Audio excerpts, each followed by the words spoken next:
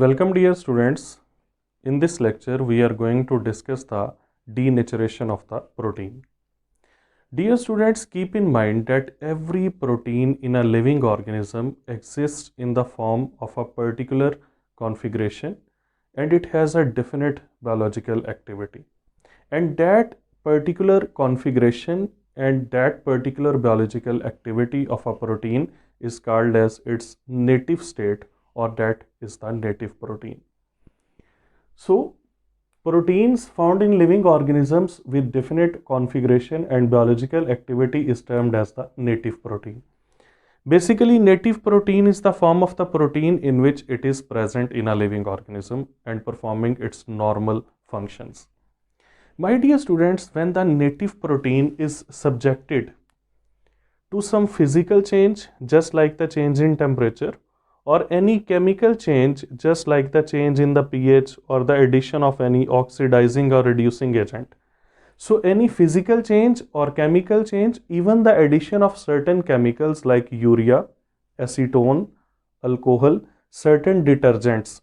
So, addition of these chemicals or addition of any oxidizing or reducing agent, change in pH or change in temperature, that disturbs the structure of the protein. And this disturbance in the structure of the protein is basically the disturbance in the secondary, tertiary and quaternary structure of the protein, but the primary structure of the protein remains intact. Because if the primary structure will be broken down, then the amino acids will be separated and there will be no more protein. So the secondary, tertiary and quaternary structure are disrupted, but the primary structure is retained. Means the hydrogen bond, the electrostatic forces, the hydrophobic interactions, the disulfide linkages, they break down, but the peptide linkages, they remain intact. So denaturation of protein results in the loss of the secondary, tertiary and quaternary structure, but primary structure is retained. My dear students, during denaturation, the protein is uncoiled because its secondary, tertiary structures are lost. And uncoiling of the protein results in the more random configuration of the protein, due to which the precipitation of the protein takes place. And as I have mentioned that more randomness is created in the protein, so we will say that entropy increases, and because of increase in this entropy, the biological activity of the protein is lost. So this phenomena in which the secondary, tertiary, quaternary structures are lost, randomness is created, entropy increases, biological activity is lost, and precipitation of protein takes place, that is called as the denaturation of the protein. And the reason is any physical or chemical change in the environment of the protein. My dear students, the denaturation may be irreversible. If the denaturation is irreversible, then the native state cannot be achieved again.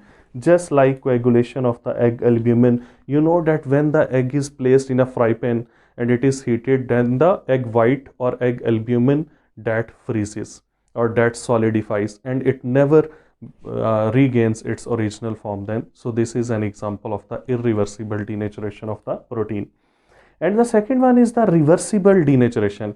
Dear students, in case of reversible denaturation, when the cause of the denaturation is removed, mean if the temperature is changed, then that change in temperature is reversed. If you have added some chemical, then that chemical is removed. If you have changed the pH, then you will again regain the original pH. So if the cause of the denaturation is removed, then the protein renatured or renatures, mean then the again original native state of the protein is achieved. This process is called as the renaturation of the protein. And the example of the reversible denaturation of the protein, there are so many gels, my dear students, that consist of protein. When you heat them, they change from solid to liquid form, but if you place them in the freezer again, then they again change from liquid state to the solid state and they regain their original native state, that is called as the renaturation, because the cause of the denaturation, that is the high temperature, that is reversed by placing the gel into the freezer, that provides it the low temperature again.